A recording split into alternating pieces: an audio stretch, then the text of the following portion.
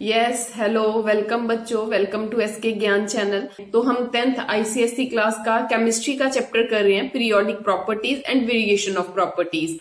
तो जैसे आप सबको पता है कि हमने इस चैप्टर की 3 वीडियोस जो हैं वो कंप्लीट कर ली हैं।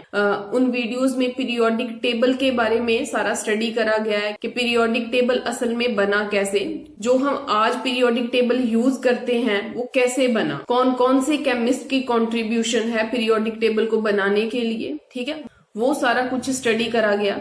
एलिमेंट्स कैसे पड़े हुए हैं पीरियोडिक टेबल में वो स्टडी करा गया, ठीक है। तो अब हम आज इस वीडियो में जो मेन पार्ट है इस चैप्टर का, दैट इज पीरियोडिक प्रॉपर्टीज, ठीक है। लेकिन एक बात और बता दूं, ये मेन पार्ट है, ये मेन पार्ट तब तक आपको समझ नहीं लगेगा जब तक आपको पीरियोडिक टेबल के बारे में समझ नहीं है। तो अगर आपने पीरियोडिक टेबल कैसे बना, उसमें एलिमेंट्स कैसे पड़े हैं, अगर इन चीजों का नहीं पता आपको, तो इसका ओवरव्यू लेने के लिए आप पिछली वीडियोस को जरूर वॉच करें, नहीं तो लिंक नहीं बनता, क्योंकि आपको समझ नहीं लगेगी कि हम कौन सी बात कर रहे हैं, कौन से एलिमेंट्स की बात कर रहे हैं, ठीक है। एक बार पिछला गो थ्रू जरूर कर लेना, ठीक है। तो मैं आपको सबसे पहले बता दूं कि पीरियोडिक प्रॉपर्टीज कौन कौन सी हैं। जैसे जो एलिमेंट्स हैं उनका एटॉमिक रेडियस, ये प्रॉपर्टी नंबर 1 है, ठीक है। जो सेकंड प्रॉपर्टी है दैट इज आयनाइजेशन एंथैल्पी, ये क्या होती है, क्या है, इसकी 1 बाय 1 हम बात करते हैं आगे जाके, ठीक है। The third property is electron affinity, the fourth property is electronegativity and the fifth one is metallic character and sixth one is non metallic character, ठीक है। बिना टाइम वेस्ट करे हम करते हैं first property. Let's start.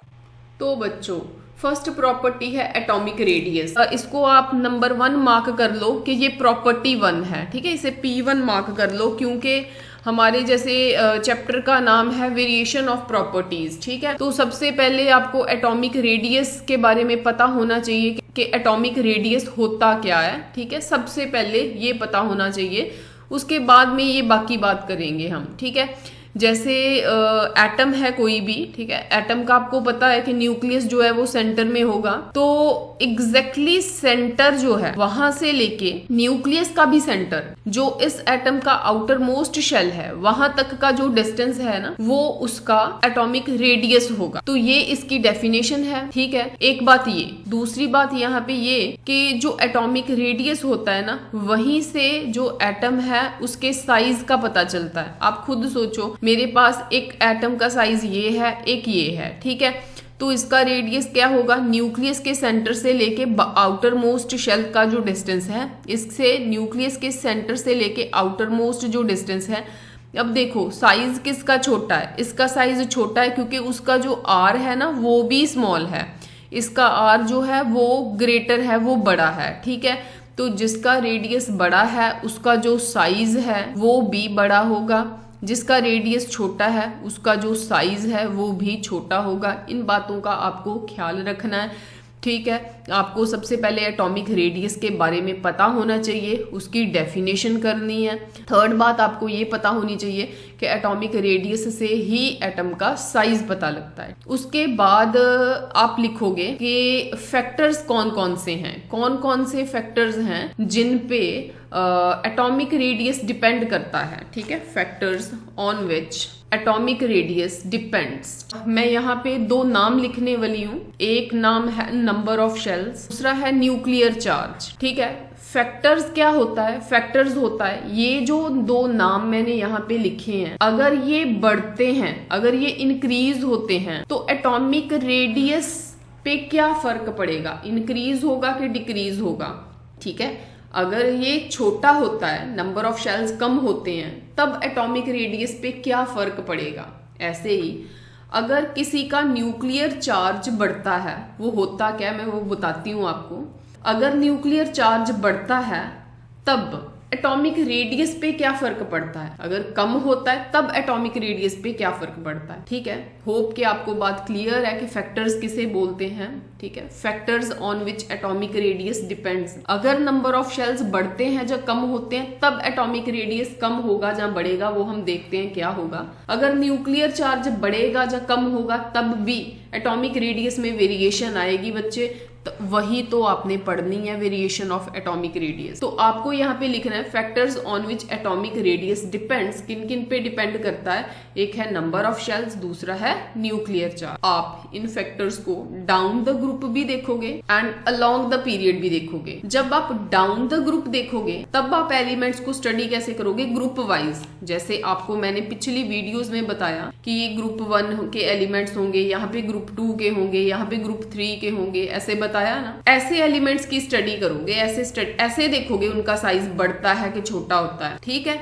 Along the period आप कैसे देखोगे एलिमेंट्स को, आप ऐसे देखोगे कि यहाँ पे जो एलिमेंट्स पड़े हैं, यहाँ पे जो एलिमेंट्स पड़े हैं उनका साइज बढ़ रहा है कि छोटा हो रहा है, वो हम स्टडी करेंगे इसमें। यहाँ तक बात नोट करो, यहाँ तक नोट्स बनाओ, ठीक है। एक बार फिर आपको रिवाइज करा रही हूँ कि बात क्या है। आपको एटॉमिक रेडियस के बारे में पता होना चाहिए, वहां से एटम का साइज पता लगता है। एंड जो फैक्टर्स हैं जिन पे एटॉमिक रेडियस डिपेंड करता है, एक होता है नंबर ऑफ शेल्स, एक होता है न्यूक्लियर चार्ज। जो नंबर ऑफ शेल्स हैं इन्हें हम डाउन द ग्रुप भी वॉच करेंगे, अलोंग द पीरियड भी वॉच करेंगे। ऐसे ही न्यूक्लियर चार्ज को भी हम डाउन द ग्रुप भी स्टडी करेंगे, अलोंग द पीरियड भी करेंगे। यहाँ तक नोट्स बना लो, जहाँ अपनी बुक पे साइड पे जगह है तो वहां पे लिखो, ठीक है। दिस इज योर विश, एक जगह पे ही नोट्स बनाओ सारे, this will be good for you, ठीक है। तो जैसे फर्स्ट हम कर रहे हैं पहला वाला डाउन द ग्रुप, ठीक है। यहाँ पे लिखा है down the group. Down the group कहते हैं as we move from top to bottom in a group, जब हम ऊपर से नीचे की तरफ मूव करते हैं। कहते हैं जो ऊपर फैक्टर्स हैं, कौन से फैक्टर्स, यही जो मैंने यहाँ पे लिखे हैं, उन्होंने बुक पे लिखे नहीं है, भूल गए थे वो। जो अबव 2 स्टेटेड फैक्टर्स हैं, कौन से, ये वाले, ठीक है। एज वी मूव डाउन, जब हम नीचे जाते हैं, number of shells increase and hence size increase. इस बात को अब आप पक्का कर लो कि जब भी आप डाउन द ग्रुप जाते हो, नंबर ऑफ शेल्स इंक्रीज होंगे तो साइज भी इंक्रीज होगा। अगर आप हाइड्रोजन की बात करते हो, ठीक है, आपको पता ना, यहाँ पे हाइड्रोजन, लिथियम, सोडियम, पोटाशियम, ठीक है, रुबिडियम, ऐसे एलिमेंट्स पड़े हैं। मैं 1-2 की बात करती हूँ। हाइड्रोजन जो है आपको पता है फर्स्ट नंबर पे है, तो फर्स्ट शेल ही होगा। लिथियम आपको पता है 3 नंबर पे है, ठीक है, 3 नंबर पे है तो 3 इलेक्ट्रॉन्स हैं, तो ऐसे फिल करोगे, ठीक है। सोडियम 11 नंबर पे है, 11 नंबर पे है 2, 8, 1, फाइन। तो नेक्स्ट ये जो पोटाशियम है ये 19 नंबर पे है, इसका होगा 2, 8, 8, 1, फाइन। वैसे तो आपको ये चीज याद रखनी है कि जैसे ये फर्स्ट पे है, ये थर्ड पे, ये 11 पे, ये 19 पे। इन केस कभी भूलता है तो आप जो फर्स्ट हाइड्रोजन फर्स्ट नंबर पे था, इसमें मैंने 2 प्लस करे तो लिथियम आया, ठीक है। लिथियम मतलब 3 आया, ठीक है। तो अगर 3 में मैं 8 ऐड करूंगी 11 आएगा। सोडियम 11 नंबर पे है, फिर उसमें 8 ऐड करूंगी, फिर मेरे पास पोटाशियम आएगा, फिर 18 ऐड करना, रुबिडियम आएगा, ऐसे फिर 18 ऐड करना। होप कि आप क्लियर कर गए हो। जब भी आपने डाउन द ग्रुप जाना है तो आपको, ठीक है, अगर आप हाइड्रोजन से शुरू कर रहे हो तो 2 ऐड करोगे। जैसे ये हाइड्रोजन से स्टार्ट हो रहा था, हीलियम तक 2 ऐड करने पड़े, फिर 8, फिर 8, फिर 18, फिर 18, ऐसे। तो अगर आप बच्चे वॉच करते हो तो देखो इसके टोटल इलेक्ट्रॉन्स जो हैं वो एक ही शेल में फिल हुए हैं। इसके जो टोटल इलेक्ट्रॉन्स हैं वो 2 शेल्स में फिल हुए हैं, एक शेल ये, एक शेल ये। इसके इलेक्ट्रॉन्स 3 शेल्स में फिल हुए हैं और इसके इलेक्ट्रॉन्स 4 शेल्स में फिल हुए हैं। तो यहाँ से पता चल रहा है कि इसके टोटल जो हैं वो एक ही शेल था। लेकिन लिथियम के कितने शेल हैं? 2। मतलब अंदर वाले शेल में, यहाँ पे अंदर वाला शेल भी होगा, उसमें 2 इलेक्ट्रॉन फिल हो गए, ठीक है। तो जो बाहर वाला है उसमें 1 इलेक्ट्रॉन। यहाँ पे 2, 8, 1 है, मतलब 3 शेल्स होंगे, एक ये शेल है, एक ये शेल है। सबसे अंदर वाले शेल में 2, उससे बाहर वाले में 8, उससे बाहर वाले में 1, ऐसे 2, 8, 8, 1, ठीक है। यहाँ पे 2, फिर यहाँ पे 8, फिर यहाँ पे 8, ठीक है, फिर बाहर 1, ठीक है। ऐसे ही जो है आप समझ सकते हो कि डाउन द ग्रुप जो है वो नंबर ऑफ शेल्स इंक्रीज हो रहे हैं। ये K शेल है, L शेल है, M शेल है, N शेल है, ऐसे ये K, L, M, ये K, L, ये K, ठीक है। बात को समझो। As we move down, the number of shells increases, hence size increases. ये बात बेसिक बात है, इस बात को पकड़ो समझो, क्योंकि बाकी सारी चीजें जो हैं इसी से आगे चलेंगी। Number of shells is same as that of period to which the element belong. ये बहुत ही इंपॉर्टेंट बात है, बहुत ही इंपॉर्टेंट बात है। पीरियोडिक टेबल खोलो, वहां से देखो, पोटाशियम की बात कर लो। पोटाशियम में शेल्स देखो कितने हैं, 1 2 3 4। तो आप ध्यान से देख लो, जो पोटाशियम है वो 4th पीरियड में होगा, पीरियड 4th होगा। ऐसे पीरियड जो मैंने बताए थे ना कि इस तरफ पीरियड होते हैं, तो ऊपर से अगर आप वॉच करते हो तो 4th पीरियड में होगा। इसका एक ही है, ये 1st पीरियड में है। इसके 2 शेल्स हैं, इसका पीरियड 2nd होगा, इसका 2nd पीरियड होगा। ये 3rd, इसके 3 है, ये पीरियड 3 में होगा।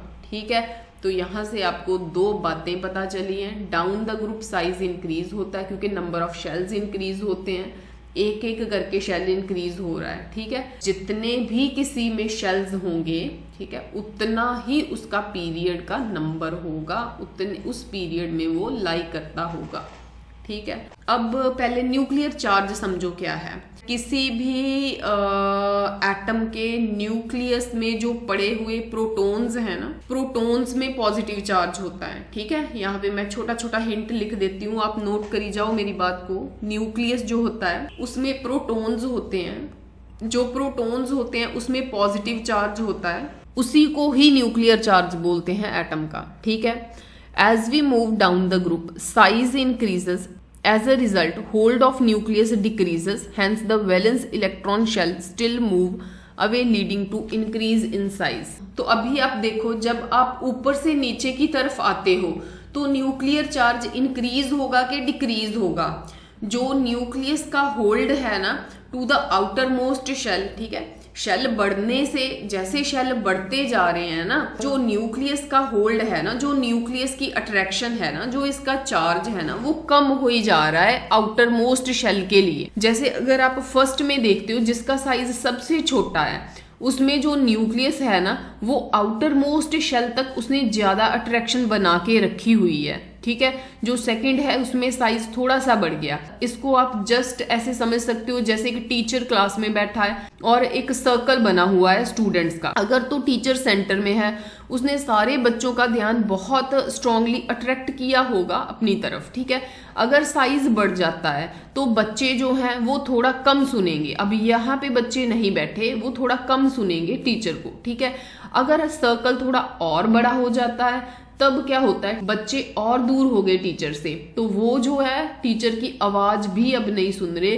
कहने का मतलब जैसे एटम का साइज बड़ा होता है तो जो न्यूक्लियर का चार्ज है वो आउटर मोस्ट शेल के लिए कम होता है। ठीक है, ये था न्यूक्लियर चार्ज। तो जैसे हमने number of shells and nuclear charge study करना था डाउन द ग्रुप, तो डाउन द ग्रुप अगर मैं नंबर ऑफ शेल्स की बात करूं तो मैं लिखूंगी कि नंबर ऑफ शेल्स इंक्रीज होते हैं डाउन द ग्रुप जब हम नीचे जाते हैं। ठीक है, तो अगर मैं न्यूक्लियर चार्ज की बात करूं तो ये कम हो ही जाता है जब हम नीचे जाते हैं। होप कि आपको ये 2 बातें पता लग गई है। ठीक है, एक बार यहां तक फिर से रिवाइज करवा रही हूं कि किन किन फैक्टर्स के ऊपर एटॉमिक रेडियस डिपेंड करता है, नंबर ऑफ शेल्स पे एंड न्यूक्लियर चार्ज पे। जो नंबर ऑफ शेल्स हैं उसको हम डाउन द ग्रुप देखेंगे, उसको हम अलोंग द पीरियड देखेंगे। जब डाउन द ग्रुप देखा नंबर ऑफ शेल्स को तो वो इंक्रीज हो रहे थे, तो शेल्स इंक्रीज होने की वजह से जो न्यूक्लियर चार्ज था वो कम हो रहा था। ठीक है, अब हम देखेंगे अलोंग द पीरियड। जो अलोंग द पीरियड है, अलोंग द पीरियड आपको एलिमेंट्स कैसे देखने हैं, ऐसे। ठीक है, आप कोई भी एक पीरियड के एलिमेंट्स उठा लो। अगर आप पीरियड 1 की बात करते हो तो आपको पता है हाइड्रोजन एंड हीलियम के अलावा और कुछ नहीं है। अगर आप इससे नीचे वाले की बात करते हो तो आपको पता है lithium, beryllium, boron, carbon, nitrogen, oxygen, fluorine, neon, ऐसे हैं। ठीक है, तो अगर आप इनकी बात करते हो लिथियम की, ठीक है, मैं इन दो पीरियड्स की बात करती हूँ, ठीक है। अगर आप हाइड्रोजन के नंबर ऑफ शेल्स की बात करते हो तो हाइड्रोजन एटॉमिक नंबर 1 है, एक ही इलेक्ट्रॉन है, तो आप एक ही शेल में उसे फिल कर सकते हो। हीलियम जो है इसका एटॉमिक नंबर 2 है। देखो भी जो बातें मैं बोल रही हूँ लिख नहीं रही हूँ, उन्हें आप लिखो, उनके नोट्स बनाओ, ठीक है। हीलियम जो है उसका एटॉमिक नंबर 2 है, उसके इलेक्ट्रॉन्स भी 2 हैं, तो वो 2 इलेक्ट्रॉन्स 2 शेल्स में फिल होंगे कि एक शेल में? एक शेल में ही फिल होगा। ये एक शेल है तो जो नंबर ऑफ इलेक्ट्रॉन्स हैं वो दोनों यहाँ पे ही फिल हो जाएंगे। कहने का मतलब हाइड्रोजन जो है उसका भी शेल एक है एंड हीलियम जो है उसका भी शेल एक है, दोनों का शेल एक ही है। फाइन। अब शेल जो है अलोंग द पीरियड सेम रह रहे हैं, ठीक है। नीचे वाले भी देख लेते हैं। लिथियम 3 नंबर पे था, 2 शेल्स बने थे, हमने पीछे भी बनाए थे, इसके 2 शेल्स बने थे। बेरिलियम 4 नंबर पे है, 4 इलेक्ट्रॉन्स फिल करने हैं, 2 आप यहाँ पे करोगे, 2 आप यहाँ पे करोगे। बोरॉन की बात करते हैं, बोरॉन जो है वो 5 नंबर पे है, इलेक्ट्रॉनिक कॉन्फ़िगरेशन 2-3 रहेगी, 2-3 रहेगी, तो अंदर वाले शेल में आप 2 इलेक्ट्रॉन्स फिल करना, बाहर वाले में आप 3 इलेक्ट्रॉन्स फिल करना, ऐसे ही अप टू सो ऑन। आप देख ही जाओ, बाकी भी करके देखो। आप नियॉन की बात कर लो जो कि 10 नंबर पे, ठीक है, 10 नंबर पे है तो उसकी कॉन्फ़िगरेशन 2-8, अंदर वाले शेल में 2 इलेक्ट्रॉन्स, बाहर वाले शेल में 8 इलेक्ट्रॉन्स, तो शेल्स कितने आए? 2 ही। अलोंग द पीरियड जो शेल्स हैं वो सेम रहेंगे। दूसरा फैक्टर है न्यूक्लियर चार्ज। अगर शेल्स सेम हैं, ठीक है, यहाँ पे सपोज करो 2 शेल्स थे, यहाँ पे भी 2 शेल्स थे, यहाँ पे भी 2 शेल्स हैं, नेक्स्ट भी 2 शेल्स हैं, तो अगर आपको ये चीज पता होगी कि अगर ये लिथियम है, अगर ये 3 नंबर पे है तो ये 4 नंबर पे है, ये 5 नंबर पे है।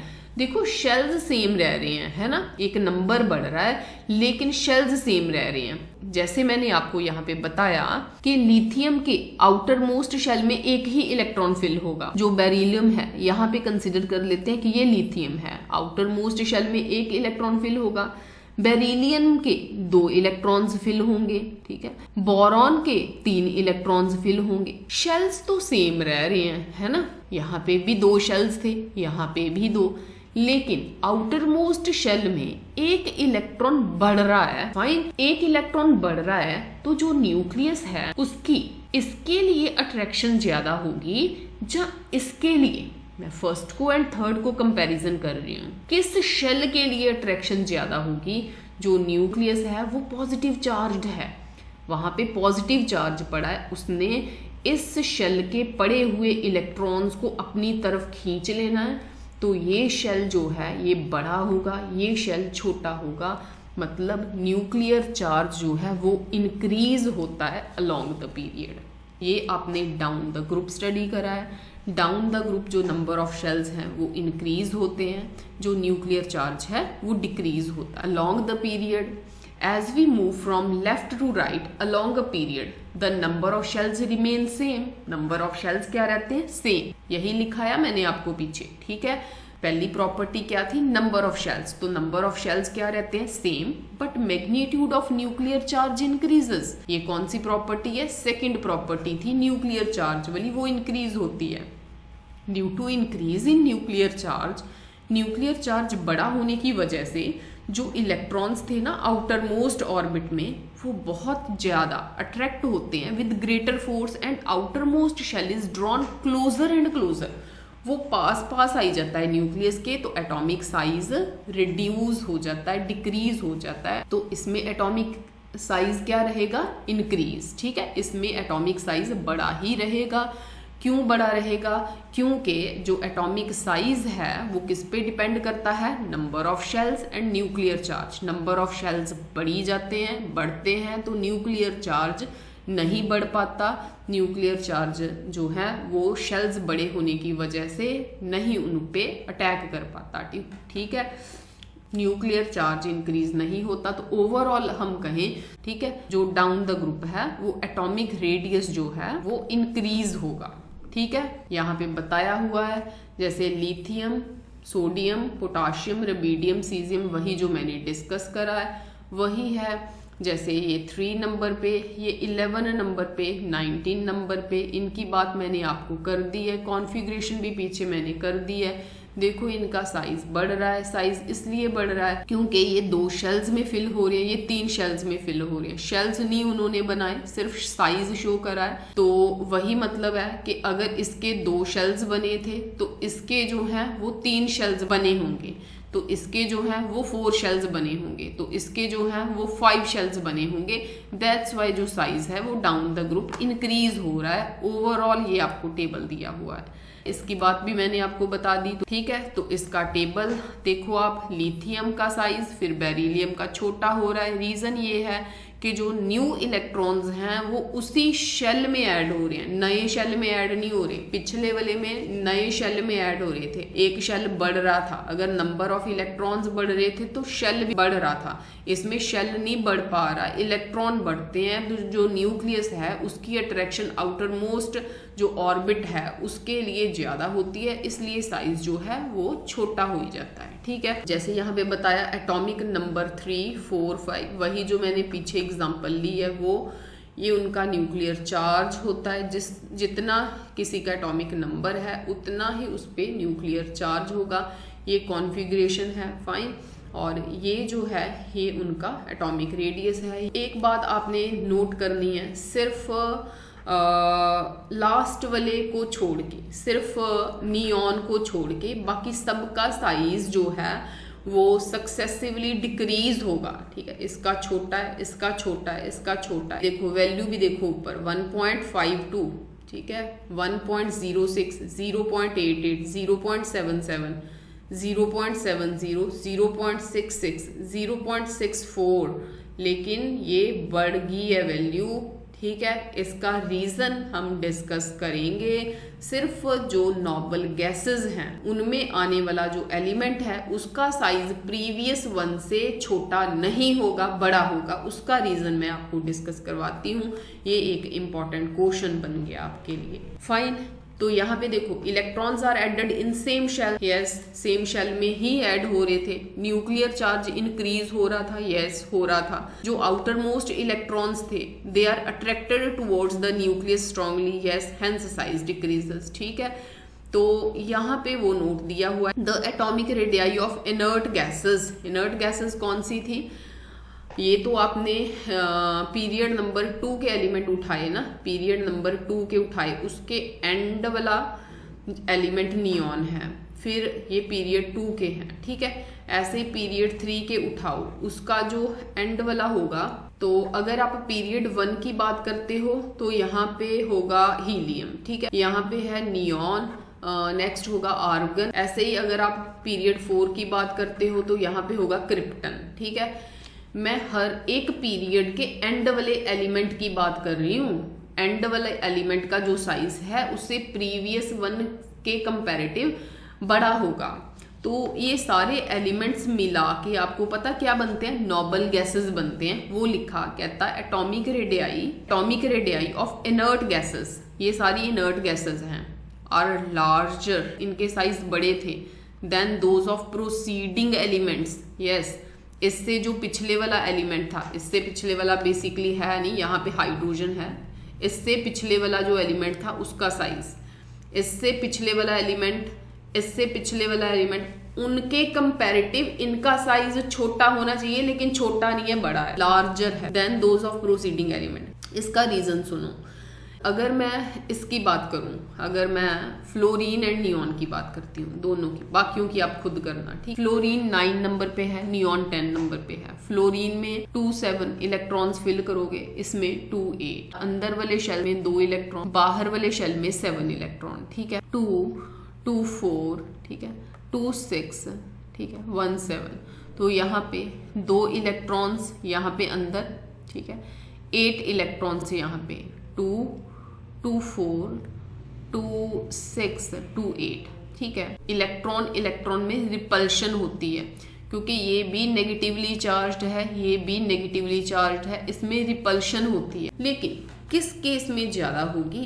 इस केस में ज्यादा होगी क्योंकि ये फुली फिल्ड है, ठीक है, दोनों, ये शेल भी फुली फिल्ड है, ये भी फुली फिल्ड है, वो जो है एक दूसरे को रिपेल करते हैं, एक दूसरे से दूर भागना चाहते हैं। अगर दूर भागना चाहते हैं तो कहने का मतलब यहाँ पे इस शेल में था, अब इस शेल में नहीं होगा, वो रिपेल होके शेल बड़ा कर देगा। दैट्स वाई नोबल गैसेस का जो साइज है उनके प्रोसीडिंग पिछले वाले एलिमेंट के कंपैरेटिव बड़ा होता है। रीजन उसका ये है कि नोबल गैसेस के outer most 2 shells completely filled होते हैं। कंप्लीटली फिल्ड होने की वजह से उनमें रिपल्शन होती है, रिपल्शन होने की वजह से साइज इंक्रीज होता है। इंपॉर्टेंट क्वेश्चन है ये वाला। An element X has 4 shells and 3 valence electrons. Assign group number and period number to it. देखो एलिमेंट X एलिमेंट है, ठीक है, तो इसके 4 शेल्स हैं। तो कहने का मतलब कि ये फर्स्ट शेल, ये सेकंड शेल, ये थर्ड शेल, ये फोर्थ शेल, ठीक है। तो टोटल 4 शेल्स हैं। तो आपको मैंने अभी बताया कि जितने किसी के शेल्स होंगे उसका पीरियड नंबर भी उतना ही होगा। वो कहते हैं an element X has 4 shells and 3 valence electron, ठीक है। Assign group number and period number. अगर इलेक्ट्रॉन्स 4 शेल्स में फिल हो रहे हैं ना, तो उसका पीरियड नंबर 4 होगा। कोई भी एटम जो आपको दिया हुआ है, ठीक है, इलेक्ट्रॉनिक कॉन्फ़िगरेशन को लिख लो। लिखने के बाद आप देखो कि अगर आउटर मोस्ट शेल में 1 इलेक्ट्रॉन है तो उसका जो ग्रुप नंबर है वो 1 होगा। अगर 2 इलेक्ट्रॉन्स बचे हैं आउटर मोस्ट शेल में तो उसका जो ग्रुप नंबर है वो 2 होगा, ठीक है। तो ग्रुप नंबर 3 कब होगा, ग्रुप नंबर 4 कब होगा, 5 कब होगा, 6 कब होगा, 7, 8, 9, 10, 11, ठीक है, ये कब होंगे। ग्रुप नंबर 3 कब होगा, अगर तो आउटर मोस्ट शेल में 3 इलेक्ट्रॉन्स हैं तो ग्रुप नंबर 3 हो सकता है, जहां 13 भी हो सकता है। जो ग्रुप नंबर है वो 13 भी हो सकता है, 3 भी हो सकता है, ठीक है। अगर किसी के आउटर मोस्ट शेल में 4 इलेक्ट्रॉन्स हैं, ग्रुप नंबर 4 भी हो सकता है, 14 भी हो सकता है, ठीक है। ये बात का मतलब क्या है, अगर किसी के आउटर मोस्ट शेल में 3 इलेक्ट्रॉन्स हैं ना, 3 होने के लिए आउटर मोस्ट शेल में 3 इलेक्ट्रॉन्स हों, अगर उससे पिछले वाला जो शेल है उसमें जो पड़े हुए इलेक्ट्रॉन्स हैं, आप देखो कि वो कौन सा शेल है, थर्ड शेल है, फोर्थ शेल है, अगर वो कंप्लीटली फिल्ड है, पूरी तरह फिल्ड है, ठीक है, तो उसका जो ग्रुप नंबर है वो 13 होना था, ठीक है। ग्रुप नंबर 13 कब होना था, जब आउटर मोस्ट शेल में 3 इलेक्ट्रॉन्स हैं एंड उससे पीछे वाला शेल जो है वो फुली फिल्ड है, ठीक है। तो ग्रुप नंबर 14 कब होना था, अगर आउटर मोस्ट शेल में 4 इलेक्ट्रॉन्स हैं एंड उससे जो पिछले वाला शेल है वो फुली फिल्ड है। लेकिन 4 कब होना है, आउटर मोस्ट शेल में 4 इलेक्ट्रॉन्स एंड उससे जो पिछले वाला शेल है वो इनकम्प्लीट फिल्ड है। यहाँ पे IC लिख देती हूँ, इनकम्प्लीटली फिल्ड, ठीक है। तो यहाँ पे देखो group number is assigned on the basis of valence electrons, ठीक है। ग्रुप नंबर किसके बेस्ड पे असाइन करना है, वैलेंस इलेक्ट्रॉन के बेस्ड पे। इफ 1 और 2 वैलेंस इलेक्ट्रॉन्स आर देयर, अगर 1 या 2 वैलेंस इलेक्ट्रॉन्स हैं then group number will be 1 and 2 respectively. तो उसका जो ग्रुप नंबर है वो 1 होगा या 2 होगा, ठीक है। बट व्हेन इट इज 3 और मोर देन 3, अगर 3 है या मोर देन 3 है then group number will be number of valence electron. जितने भी वैलेंस इलेक्ट्रॉन है उनमें 10 ऐड करना है। तो मैंने यहाँ पे बताया ना कि ग्रुप नंबर 3 का 13 कब बनेगा, जब इसमें आप 10 ऐड करते हो। ऐड 10 + 3 13, इसमें 10 ऐड करें, 10 + 4 14। लेकिन इन्होंने यहाँ पे एक बात ही बताई है, ये तब बात होती है अगर उससे पिछले वाला शेल जो है वो फुली फिल्ड है, ठीक है। मतलब अगर मैं इस पैराग्राफ को देखूं तो इसके अकॉर्डिंगली फर्स्ट ग्रुप का पता लग गया, सेकेंड ग्रुप का पता लग गया, तो बाकियों का 13 से पता लग गया है ना, 13 से लेके 18 तक ऐसे पता लग जाएगा। तो जो बीच वाले हैं, मतलब जो ग्रुप नंबर 3, 4, 5 वो तो बताए नहीं हुए, है ना, ग्रुप नंबर 1 2 बता दिया, 13 से लेके 18 तक बता दिया, जो ग्रुप नंबर 3 है वहां से लेके 12 तक क्या लॉजिक होता है, जो भी आउटर मोस्ट शेल के इलेक्ट्रॉन्स हैं, ठीक है, अगर 3 है तो 3 ही होगा, अगर 4 है तो 4 ही होगा, 5 है तो 5 ही होंगे, 10 मत ऐड करना। कब 10 ऐड नहीं करना, जब उससे प्रीवियस वाला जो शेल है वो इनकम्प्लीटली फिल्ड है। तो आयनाइजेशन एनर्जी वो एनर्जी है जो आउटर मोस्ट शेल में इलेक्ट्रॉन्स पड़े हैं उनमें से एक इलेक्ट्रॉन को बाहर निकालने के लिए जो एनर्जी यूज होगी उसे आयनाइजेशन एनर्जी कहते हैं, ठीक है। अगर तो एक इलेक्ट्रॉन निकाल रहे हो, पहला इलेक्ट्रॉन निकाल रहे हो, तो उसको डिनोट करा जाता है IE, ऐसे सबस्क्रिप्ट 1, ठीक है, पैर में 1 डाल दिया जाता है कि पहला इलेक्ट्रॉन निकाला है किसी भी एटम में से, ठीक है। तो अगर दूसरा इलेक्ट्रॉन निकालना हो तो वहां पे आप ऐसे 2 डाल दोगे, फाइन। जो भी आपको एनर्जी चाहिए होती है आउटर मोस्ट शेल में से इलेक्ट्रॉन को बाहर निकालने के लिए, ठीक है, उस एनर्जी को आप आयनाइजेशन एनर्जी कहोगे। It is the minimum amount of energy, ये वो कम से कम एनर्जी है required to remove most loosely bound electron from an isolated neutral gaseous atom. And minimum यहाँ पे क्यों लिखा है इस बात को समझ लो, 2 किलो जाउल पर मोल, ठीक है। सपोज करो ये एनर्जी आप लगा रहे हो इलेक्ट्रॉन को बाहर निकालने के लिए, लेकिन इलेक्ट्रॉन बाहर नहीं निकल रहा, ठीक है। फिर आपने क्या करा, फिर आपने 3 किलो जाउल पर मोल एनर्जी अप्लाई करी कि इलेक्ट्रॉन बाहर निकले, फिर भी नहीं निकला, सपोज करो, ठीक है। यहाँ पे इलेक्ट्रॉन पड़ा है, ठीक है। तो अगर आपने 4 किलो जाउल पर मोल एनर्जी अप्लाई करी, ठीक है, तब इलेक्ट्रॉन बाहर निकला, ठीक है, 4 किलो जाउल पे निकल गया। तो अगर आप उससे ज्यादा एनर्जी अप्लाई करते हो, 5 किलो जाउल करते हो, 6 किलो जाउल करते हो, तब भी इलेक्ट्रॉन निकलेगा ही, है ना। कब नहीं निकला, 2 किलो जाउल पर मोल पे नहीं निकला, 3 किलो जाउल पर मोल पे नहीं निकला, 4 पे निकल गया। अगर 4 किलो जाउल पर मोल पे काम होना स्टार्ट हो गया है तो ऑब्वियस है 5 किलो जाउल पर मोल पे भी होगा, 6 किलो जाउल पर मोल पे भी होगा, 7 किलो जाउल पर मोल पे भी होगा। जिन जिन पे काम हो रहा है, कौन सी एनर्जीज हैं, वो ये सारी एनर्जीज हैं। एंड उन सारी एनर्जीज में से जो मिनिमम एनर्जी है वो कौन सी है, वो ये है, ठीक है। दैट्स वाई इस एनर्जी को मिनिमम अमाउंट ऑफ एनर्जी बोला है, मतलब जो आगे वाली नेक्स्ट वाली हैं उनको आप आयनाइजेशन एनर्जी नहीं बोलोगे, जिसपे काम होना स्टार्ट हुआ है, ठीक है, वो मिनिमम होती है, कम से कम होती है, क्योंकि इन पे तो हुआ ही नहीं ना, ठीक है। सो दैट्स वाई मिनिमम लिखना बहुत जरूरी है और इसका मीनिंग भी आपको पता होना चाहिए था। हुआ क्या, ये जो एटम था ना, इस में से एक इलेक्ट्रॉन बाहर निकल गया है। अगर एक इलेक्ट्रॉन बाहर निकल गया है तो उस पे चार्ज क्या आ गया, पॉजिटिव, फाइन। ये न्यूट्रल है, लेकिन अब वो आयोनिक बन गया है। जब ये बना, ठीक है, पॉजिटिवली चार्ज्ड एटम बना, उसमें से और क्या निकला, इलेक्ट्रॉन, ठीक है। मतलब ये रिएक्शन को ऐसे रिप्रेजेंट करा जाता है, ठीक है, इसको आयनाइजेशन एनर्जी लिखा है। नेक्स्ट ये क्वेश्चन बहुत इंपॉर्टेंट है, why is sodium कटाइन smaller than parent atom. देखो Na है, देखो ये कैसे बना होगा, Na कैसे बना होगा, जरूर इसमें से कोई इलेक्ट्रॉन बाहर निकला है, फिर ये Na बना होगा, है ना, Na पॉजिटिव बना होगा। तो पेरेंट एटम कौन है, पेरेंट एटम है Na, इसमें से एक इलेक्ट्रॉन बाहर निकला, वो बन गया Na+। तो कहता कि इसका साइज स्मॉल है, इसका साइज बिगर है। ऑब्वियस है कि अगर एक इलेक्ट्रॉन निकला बाहर तो उसके नंबर ऑफ शेल्स जो हैं वो डिक्रीज हुए होंगे। Na एटम हैज 3 शेल्स, ठीक है, जो Na था इसके 3 शेल्स थे। देखें कैसे, सबसे अंदर वाले में 2 इलेक्ट्रॉन्स, उसके बाहर वाले में 8, 2, 2, 4, 2, 6, 2, 8, ठीक है, उससे बाहर वाले में 8।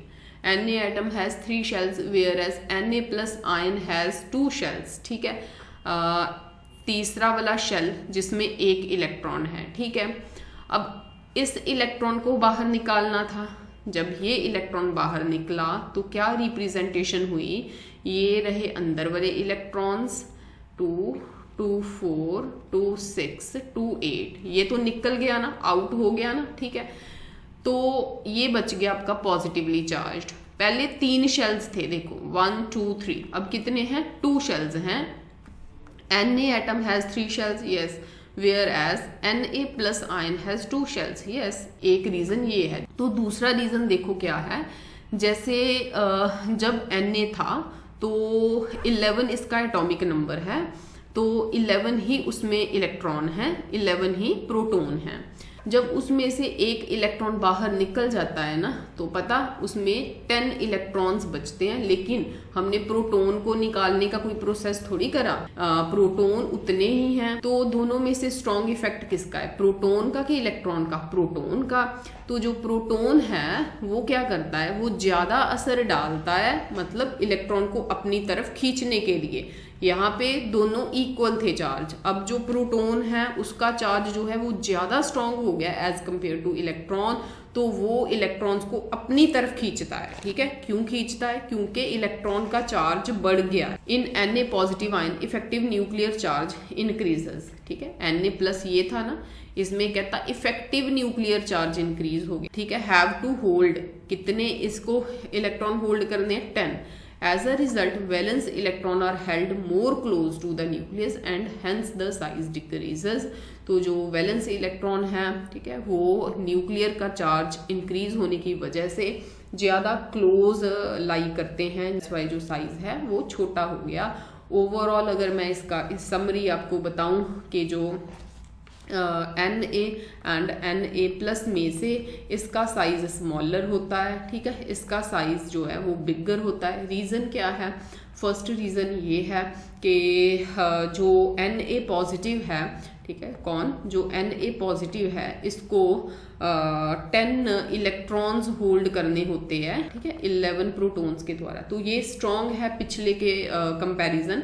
सो 11 प्रोटॉन्स जो है वो खींच के रखते हैं इलेक्ट्रॉन्स को अपनी तरफ, सो दैट्स वाई जो साइज है वो छोटा हो जाता है। दूसरा रीजन ये है कि जो Na है उसमें 3 शेल्स थे, ठीक है, उसमें 3 शेल्स थे एंड जो Na पॉजिटिव है उसमें 2 शेल्स हैं। तो एक इलेक्ट्रॉन बाहर निकलने की वजह से उसका साइज छोटा हो गया, 3 शेल से 2 शेल रह गए। ठीक है, अब कौन कौन से फैक्टर्स हैं जो इन्फ्लुएंस करते हैं आयनाइजेशन एनर्जी को? एक एटॉमिक साइज है, जैसे आपको बताया, न्यूक्लियर चार्ज है। Atomic size and nuclear charge आप अलोंग द पीरियड करोगे, डाउन द ग्रुप करोगे। पहले यहाँ पे सिंपल बता रहे हैं कि अगर एटॉमिक साइज बढ़ता है सपोज करो, तो जो आयनाइजेशन एनर्जी है ना वो इधर को जाते कम होगी। क्यों होगी आयनाइजेशन एनर्जी कम? क्योंकि यहाँ पे पड़े इलेक्ट्रॉन दूर हो ही जा रहे हैं न्यूक्लियस से। ठीक है, तो ये जो इलेक्ट्रॉन है इन पे कोई खास एनर्जी, कोई खास एफर्ट नहीं लगता बाहर निकालने के लिए एज कंपेयर टू इनसे। ये जो इलेक्ट्रॉन है ये न्यूक्लियस के बहुत पास है, पास होने की वजह से इनको निकालना बहुत टफ है, इन पे बहुत ज्यादा एनर्जी लगती है। ठीक है, तो अगर मैं आपको इन शॉर्ट यहाँ पे ये कहूँ कि अगर साइज बढ़ता है तो जो आयनाइजेशन एनर्जी है वो डिक्रीज होती है। The larger the atomic size, the lesser will be attractive force between nucleus and valence electron, hence removal of electron become easier, therefore ionization energy decrease। next है आपके पास न्यूक्लियर चार्ज। देखो अगर तो nuclear charge जो है वो strong हुआ, मोर nuclear charge हो, तो जो इलेक्ट्रॉन्स हैं, वैलेंस इलेक्ट्रॉन हैं, वो न्यूक्लियस की तरफ अट्रैक्शन में होंगे। तो अगर अट्रैक्शन में होंगे तो उनको निकालना टफ है। अगर न्यूक्लियर चार्ज ज़्यादा है तो जो आयनाइजेशन एनर्जी है वो भी ज़्यादा होगी। The more the nuclear charge and more will be attractive force between the nucleus and valence electron, hence more energy is required to remove electron from the valence shell. यहाँ पे नीचे लिखा हुआ है इसका कि as size become small more energy is required. Nuclear charge को मैं NC लिख रही हूँ। अब चार्ज अगर बढ़ता है, ठीक है, तो जो आयनाइजेशन एनर्जी है, ठीक है, वो भी ज़्यादा होगी। क्यों ज़्यादा होगी? क्योंकि न्यूक्लियर चार्ज ज़्यादा होने की वजह से जो आउटर मोस्ट शेल में इलेक्ट्रॉन है वो न्यूक्लियस के एकदम कस के पकड़ा होगा उसने न्यूक्लियस को, तो बहुत ज़्यादा हमें एनर्जी चाहिए होगी इलेक्ट्रॉन को बाहर निकालने के लिए।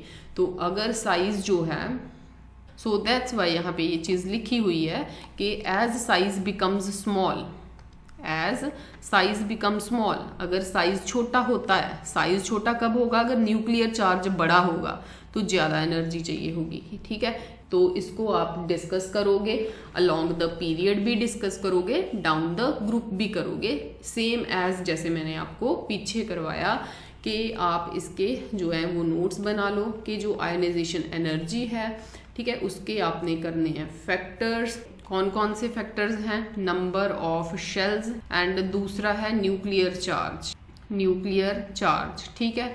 तो ये मैंने आपको बता दिया कि अगर नंबर ऑफ शेल्स बढ़ते जाएंगे, इसका मतलब साइज बढ़ता जाएगा, तो आयनाइजेशन एनर्जी जो है वो कम होगी। अगर न्यूक्लियर चार्ज बढ़ी जाता है, सपोज करो, तो अगर न्यूक्लियर चार्ज बढ़ता है तो हमें बहुत ज्यादा जोर लगाना पड़ता है इलेक्ट्रॉन को बाहर निकालने के लिए, तो आयनाइजेशन एनर्जी भी बढ़ेगी, ठीक है।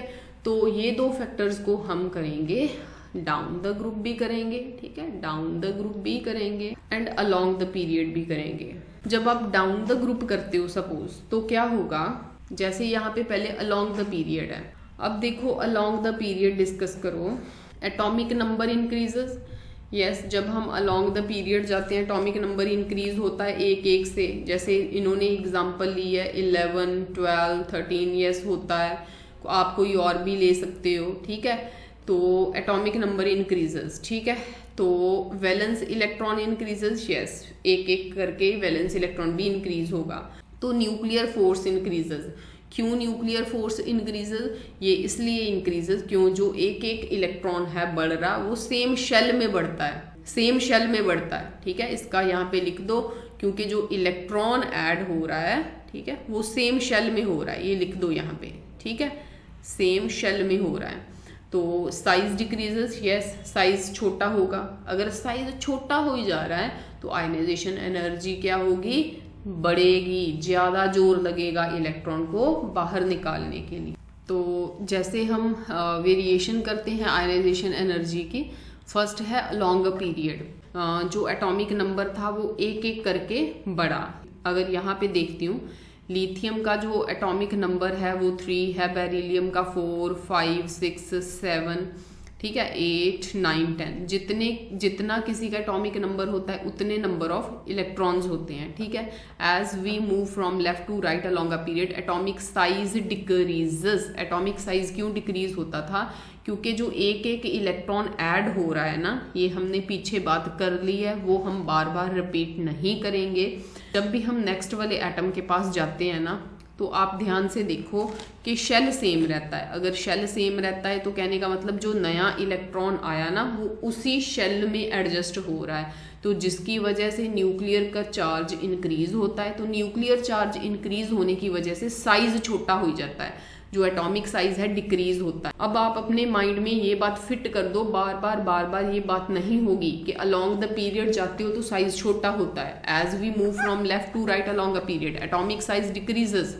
क्यों डिक्रीज होता है, क्योंकि increase in nuclear charge, nuclear charge increase होता है, thus more energy is required to remove the electron. आप खुद सोचो कि अलोंग द पीरियड जा रहे हो, साइज छोटा हो रहा है, तो आपको ज्यादा से ज्यादा एनर्जी चाहिए इलेक्ट्रॉन को बाहर निकालने के लिए, तो इसका मतलब आयनाइजेशन एनर्जी इंक्रीजेस। आपको याद क्या रखना है, अलोंग द पीरियड जो आयनाइजेशन एनर्जी है वो बढ़ती जाती है।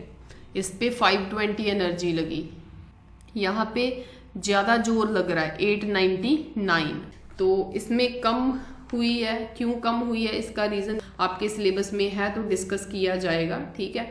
लेकिन जनरली अगर देखा जाए तो इंक्रीज ही हो रहा है, इससे इंक्रीज हुआ, ये इंक्रीज। आपने बेसिकली यही बोलना है कि अलोंग द पीरियड जो आयनाइजेशन एनर्जी है वो इंक्रीज होती है, इंक्रीज हुआ है, ठीक है। तो बेसिकली आपने बात यही याद रखनी है कि जब आप अलोंग द पीरियड जाते हो, जो आयनाइजेशन एनर्जी है वो बढ़ती जाती है। कारण क्या है उसका, क्योंकि नंबर ऑफ जो वैलेंस इलेक्ट्रॉन है वो इंक्रीज होते हैं, हर इलेक्ट्रॉन ऐड होता है हर बारी में, सेम शेल, उसी शेल में ऐड होता है। एज अ रिजल्ट जो इफेक्टिव न्यूक्लियर चार्ज है वो भी इंक्रीज होगा, तो साइज जो है वो छोटा हो जाएगा, और held tightly by the nucleus, hence more energy, ज्यादा एनर्जी चाहिए होती है।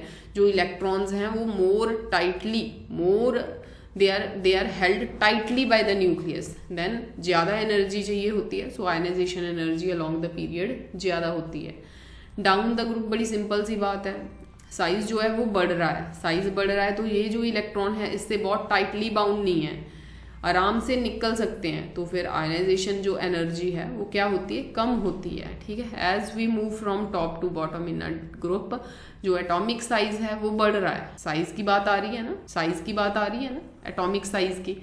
As a result nuclear force, ये न्यूक्लियर चार्ज की बात होगी। दो फैक्टर्स बोले थे ना, ये फर्स्ट फैक्टर ये सेकंड फैक्टर, दोनों फैक्टर्स काम आएंगे, दोनों का काम है इसमें।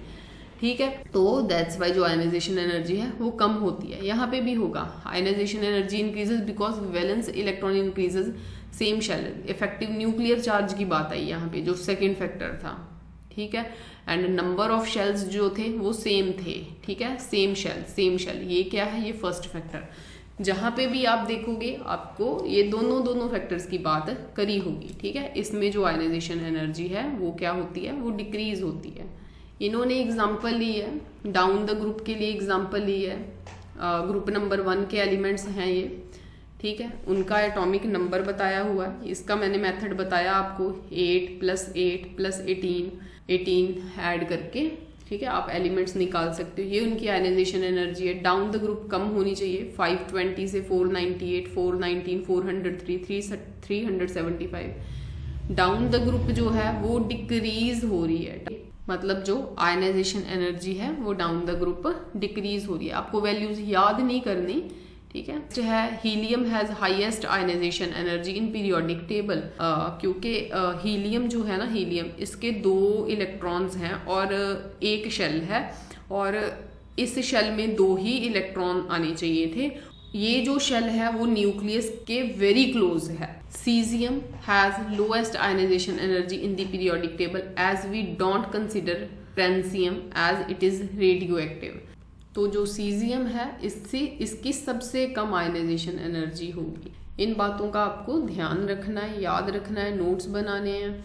तो अभी बता रहे हैं आयनाइजेशन एनर्जी कहते हैं जब हम डाउन द ग्रुप मूव करते हैं आयनाइजेशन एनर्जी डिक्रीज होती है। यस, होती है आयनाइजेशन एनर्जी डिक्रीज। रीजन क्या है, रीजन है कि जो साइज है, ठीक है, पहला नंबर जो साइज है एटम का वो इंक्रीज होता है। तो सेकेंड है न्यूक्लियर पुल, जो न्यूक्लियस का the hold of nucleus on outermost shell decrease, जिसकी वजह से जो आयनाइजेशन एनर्जी है वो डिक्रीज होती है। ठीक है, वही 2 फैक्टर्स इसके अंदर आ रहे हैं। तो यहाँ पे डाउन द ग्रुप बताया हुआ है, एटॉमिक नंबर इंक्रीज होता है, यस होता है, साइज बड़ा होता है, yes atomic number increase. Nuclear force down the group decrease होती है, ठीक है, कम होती है। नेक्स्ट साइज इंक्रीज होता है, yes down the group size बढ़ता है, यस बढ़ता है। अगर साइज बढ़ गया, सोचो अगर साइज बढ़ गया तो आयनाइजेशन एंथैल्पी जो है, आयनाइजेशन एनर्जी जो है वो कम होगी। एज साइज बिकम्स लार्ज, अगर साइज बड़ा हो ही जा रहा है तो आयनाइजेशन एनर्जी कम होगी। इलेक्ट्रॉन एफिनिटी, पहले तो हम इसका मीनिंग करेंगे, तो इसको हम एक एग्जांपल के साथ समझते हैं। जैसे देखो यहाँ पे ये कोई भी एटम है, ठीक है, तो इसके इस शेल में इलेक्ट्रॉन्स पड़े होंगे, ठीक है, कोई 2 3 4 कुछ कंसिडर कर लो। तो जब कोई एक्स्ट्रा इलेक्ट्रॉन यहाँ पे आके ऐड होता है, तो ये जो एक्स्ट्रा इलेक्ट्रॉन ऐड हुआ है ये किसमें हुआ, आइसोलेटेड न्यूट्रल गैसियस एटम में, ठीक है। जब इसमें एक इलेक्ट्रॉन आके ऐड हो रहा है ना, तो जो भी एनर्जी यहाँ से रिलीज होगी उस एनर्जी को आप बोलोगे इलेक्ट्रॉन एफिनिटी, ठीक है। तो पिछले केस में देखो आयनाइजेशन एनर्जी में क्या था, किसी भी आइसोलेटेड न्यूट्रल गैसियस एटम में से एक इलेक्ट्रॉन बाहर निकल रहा था, इलेक्ट्रॉन बाहर निकल रहा था, तब जो अमाउंट ऑफ एनर्जी चाहिए होती थी, ठीक है, हमें इस इलेक्ट्रॉन को बाहर निकालने के लिए वो आयनाइजेशन एनर्जी थी। एंड तब जो आपका स्पीशीज था, जो आपका एटम था, वो पॉजिटिवली चार्ज्ड बनता था। अब क्या है, अब एटम के अंदर ऐड करवाने पे ये जो भी एनर्जी रिलीज करेगा वो वाली एनर्जी को आप बोलोगे इलेक्ट्रॉन एफिनिटी, ठीक है, EA इलेक्ट्रॉन एफिनिटी। एंड इसमें जो आपका स्पीशीज, आपने इलेक्ट्रॉन को ऐड करवाया है, अंदर रख दिया है, शेल के अंदर रख दिया है, तो उस पर चार्ज कौन सा आएगा? नेगेटिव। ठीक है, it is the amount of energy released when an isolated neutral gaseous atom of an element takes up an extra electron, एक एक्स्ट्रा इलेक्ट्रॉन को ले लेता है टू फॉर्म, क्या बनाने के लिए? Uninegative gaseous ion. ठीक है, ये क्या बना है? ये यूनी नेगेटिव गैसियस आयन बना है। ठीक है, तो इसको रिप्रेजेंट कैसे करते हैं? जैसे ये कोई भी एटम है, वो गैसियस स्टेट में था, उसमें एक इलेक्ट्रॉन ऐड करवाया, पिछले में से निकला था, देखो राइट साइड पे जाके इलेक्ट्रॉन आया था। ठीक है, तो ऐड करवाने पे जब इसने खा लिया ये इलेक्ट्रॉन, उस पे क्या आ गया? नेगेटिव आयन आ गया। ठीक है, तो ये क्या है? ये रिलीज होती है एनर्जी, सो दैट्स वाई इसको इस साइड पे लिखा है। मैं आपको पिछली वाली इक्वेशन भी बता देती हूँ कि वो कैसे थी। वो थी मेटल, ठीक है, वो था कोई भी एटम, ठीक है, उसमें जब आपने कोई भी जब आपने कोई भी आयनाइजेशन एनर्जी दी थी तब, ठीक है, उसमें से एक जो इलेक्ट्रॉन था वो बाहर निकला था। ठीक है, अब क्या है? अब है कि आपने एक इलेक्ट्रॉन दे दिया है, ठीक है, लेने से उससे एनर्जी जो है वो रिलीज हुई है, उसे बोलोगे आप इलेक्ट्रॉन एफिनिटी। तो एक बात आप यहाँ पे नोट करो, जब आप आयनाइजेशन एनर्जी की बात करोगे तब पॉजिटिवली चार्ज्ड आयन बनेगा, जब आप इलेक्ट्रॉन एफिनिटी की बात करोगे तब नेगेटिवली चार्ज्ड आयन बनेगा। इस बात का आपको ध्यान रखना है। तो EA1 represent electron affinity for first electron affinity. अगर सेकेंड इलेक्ट्रॉन निकालना हो तो उसके पैर में 2 डाल दिया जाता है। ठीक है, तो यूनिट्स हैं इलेक्ट्रॉन वोल्ट पर एटम, मतलब एक एटम में से जो एनर्जी निकाली है, और किलो जूल पर मोल। ठीक है, एक मोल में से जितनी एनर्जी निकाली है, और किलो कैलोरी पर मोल। ठीक है, ये यूनिट्स हैं एनर्जी के। Electron affinity is also called electron gain enthalpy. Electron affinity को आप इलेक्ट्रॉन गेन एंथैल्पी भी बोलोगे। जो पिछले वाला था वो था आयोनाइजेशन, वो था आयोनाइजेशन एनर्जी या enthalpy.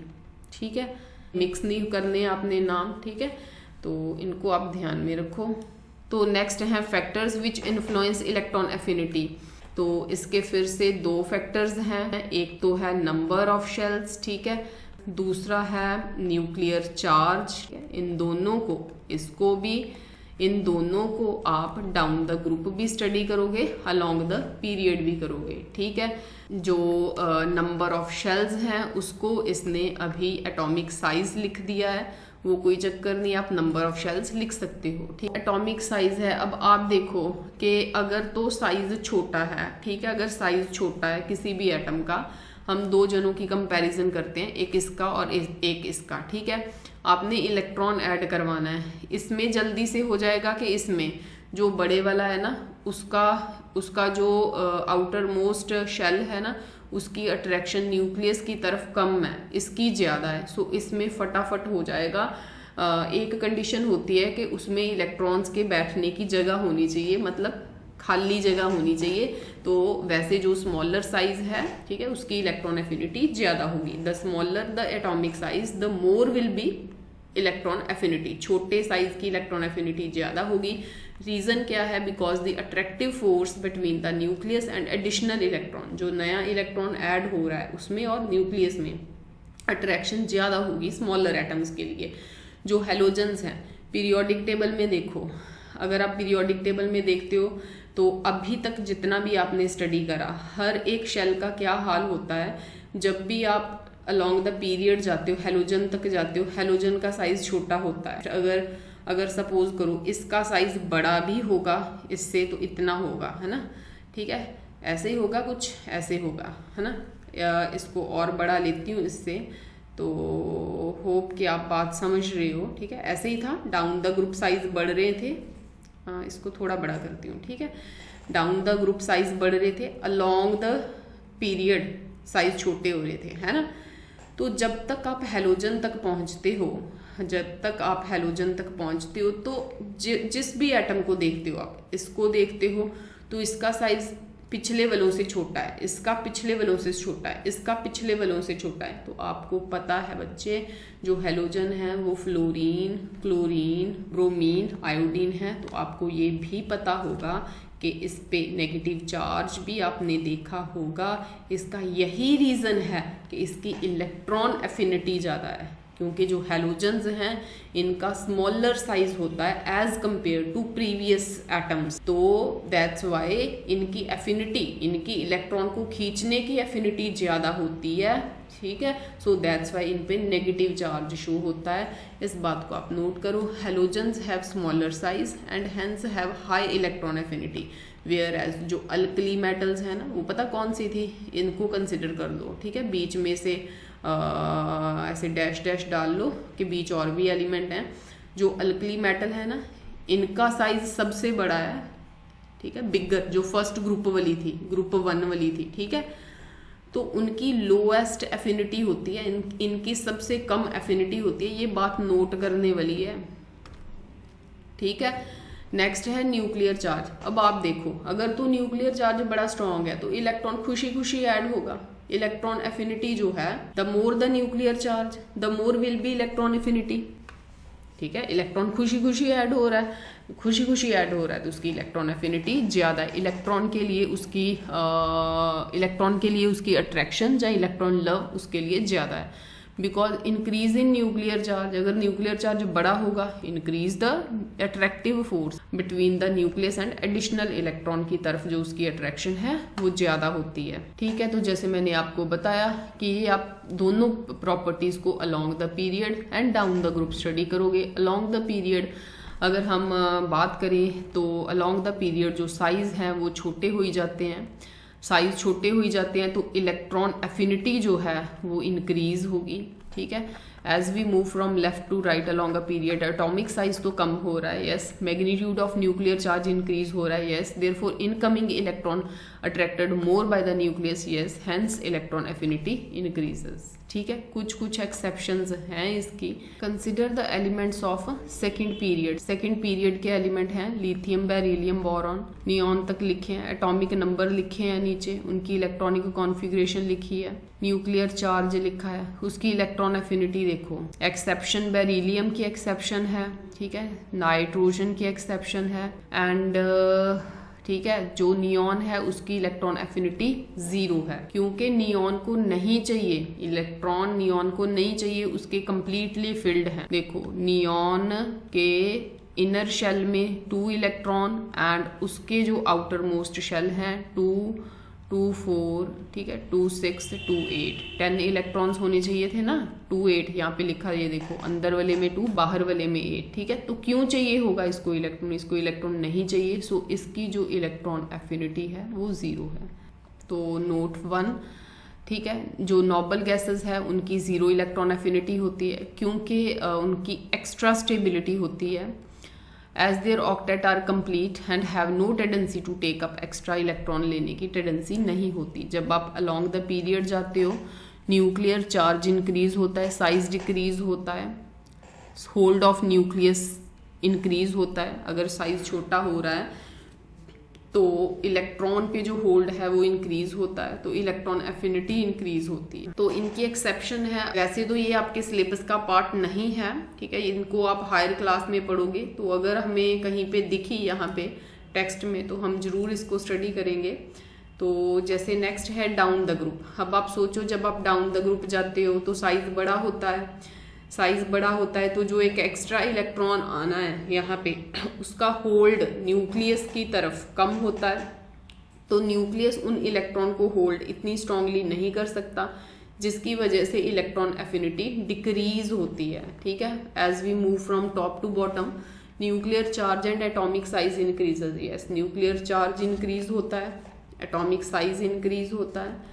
Increase in atomic size overpower the increase in nuclear charge. इस बात का भी मतलब क्या है, इस बात का मतलब क्या है, down the group number of shells भी इंक्रीज होते हैं, down the group number of shells भी इंक्रीज होते हैं, ठीक है, शेल्स भी इंक्रीज होते हैं, जिनको उसने यहाँ पे साइज लिखा है, एटॉमिक साइज लिखा है, कुछ मर्जी लिख सकते हो, ठीक है। दूसरी चार्ज भी इंक्रीज होता है, चार्ज मतलब न्यूक्लियर चार्ज भी इंक्रीज होता है, लेकिन कहता जो शेल्स के इंक्रीज होने वाली पावर है ना, मतलब जो एटॉमिक साइज है ना, वो ज्यादा स्पीड से बढ़ता है as compare to nuclear charge.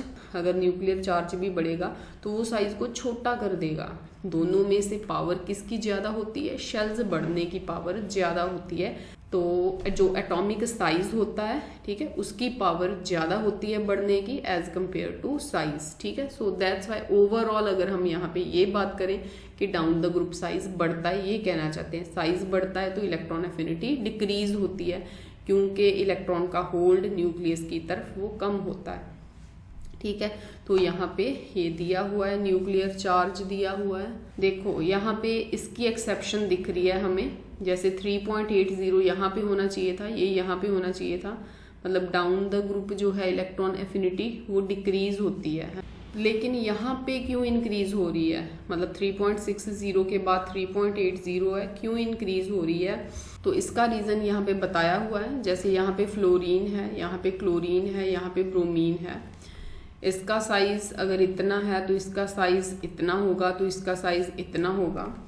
Electron affinity अगर हम जनरल रूल के हिसाब से देखें तो अगर इसकी इतनी है तो इसकी थोड़ी कम होगी, उसकी थोड़ी और कम होगी, लेकिन ऐसे नहीं होता। जो इसकी इलेक्ट्रॉन एफिनिटी है वो हाई है, इसकी जो इलेक्ट्रॉन एफिनिटी है वो लो है। इन दोनों में जो भी रीजन है इनकी एबनॉर्मल वेरिएशन का, जितना होना चाहिए था वो नहीं है। वो रीजन क्या है वो सुनो, कि जो फ्लोरीन है ना वो छोटे साइज का है। छोटा साइज होने की वजह से जब भी इलेक्ट्रॉन इसमें ऐड होता है ना, वो रिपल्शन की वजह से ऐड नहीं कर पाता। अगर ऐड नहीं कर पाता तो उसकी इलेक्ट्रॉन एफिनिटी क्या होगी? कम, ठीक है। Chlorine has more electron affinity, किससे? फ्लोरीन से। फ्लोरीन के केस में, ठीक है, in case of fluorine electron feels lesser attraction as compare to chlorine.